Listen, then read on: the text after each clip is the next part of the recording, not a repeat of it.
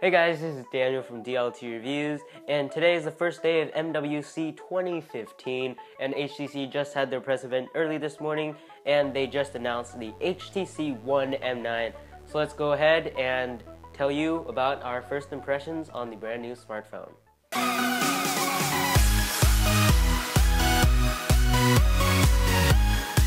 So there are many leaks on the HTC One M9, and the most disappointing factor is that the leaks previously of the video were actually true. I thought that was going to be fake because the front looked kind of ugly, but I believe the back.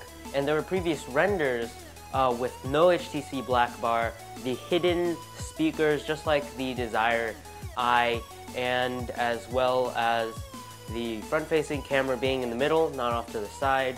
But those rumors were broken this morning. But anyways, the front looks exactly like the One M8 except for the chamfers. Yes, no more chamfered edges this year. And over on the back, we do have the squared off camera, and there's no more dual camera or duo camera from last year with the depth sensor. And it kind of reminds me of the HTC One M7 from a long time ago. So the squared off camera on the back has a sapphire lens covering it, unlike the plastic lenses from the previous One models. And the silver model has a dual tone design, which basically the back of the device is a brushed hairline like finish, kind of like on the last year's model with the gunmetal gray, except it's much more grippier now, and it kind of carries over the design of the One M7 of the edge here, where they put a gold edge here, therefore the dual tone design. The M9 is much more grippier than the M8 last year because lots of people felt it was slippery, and now they have that very edgy curve, and that's a really nice plus in lots of people's opinions. Although some of the tech reviewers out there feel like the last year's gunmetal gray version felt better, although it was more slippery, but they liked it a little better.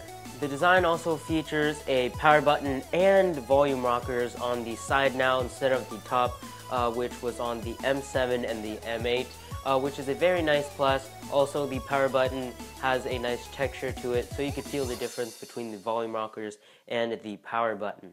Moving on to the camera, as I mentioned before, it has a sapphire lens cover over it now, and instead of having the duo camera, as I mentioned before, and the ultra pixel, which there were many complaints about because it was only 4 megapixels, so HTC just ditched it for the back of the device, although they moved it to the front of the device. So the rear-facing camera is 20 megapixels, as I mentioned before. It is a very nice update to the camera, and lots of tech reviewers have spent about a day with it so far, and they've said pictures have come out a little grainy in nighttime photos. If you have the lighting just okay and good enough, then the pictures will look pretty nice.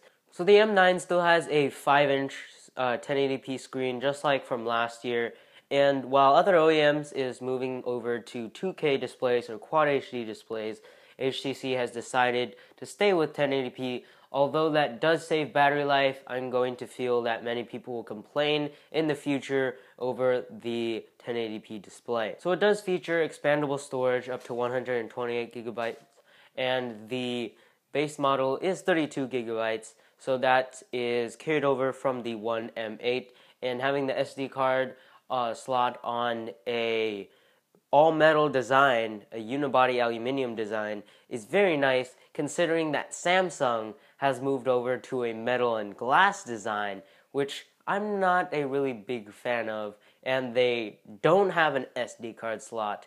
So yeah, HTC, great plus. So the design of the One M9 is carried over from the M8, although the front, if you look close enough, you won't find one thing, and that one thing is something I really like. And they dropped from the iPhone 6. Can you guess what it is? Chamfered edges. So this phone features the Snapdragon 810 processor, which Samsung has, in leaks, been claimed to drop the processor. I don't know yet if that is true, but they might have ditched Qualcomm's line of processors for their own line of Exynos chips. The OS is also different from previous models with its brand new Sense 7 with Lollipop on it, although it kind of looks similar to the older Sense versions. It actually has a theme engine where if you put a wallpaper in it, it'll make a bunch of stuff like the text and just around everything from the OS change to a different color to match that wallpaper. So that's a pretty nice plus. So when you slide over to Blink Feed now, based on your location, if there's, for example, if there's many coffee shops, it'll actually suggest coffee shops to you in your home screen and when you swipe left to Blink Feed. So that's pretty nice if you're into that kind of stuff. Also, there's a location-based widget now where it'll change the apps on your home screen to where you are. So that's a pretty neat feature as well. So then the front-facing speakers on the One M9 is actually powered by Dolby Audio, kind of like the One M7 with Beats Audio. Yeah, I don't know how that's going to work out. So I think that's about it for this video, guys. Thanks for watching. Don't forget to subscribe by clicking here, and I'll catch you guys in the next video. Peace.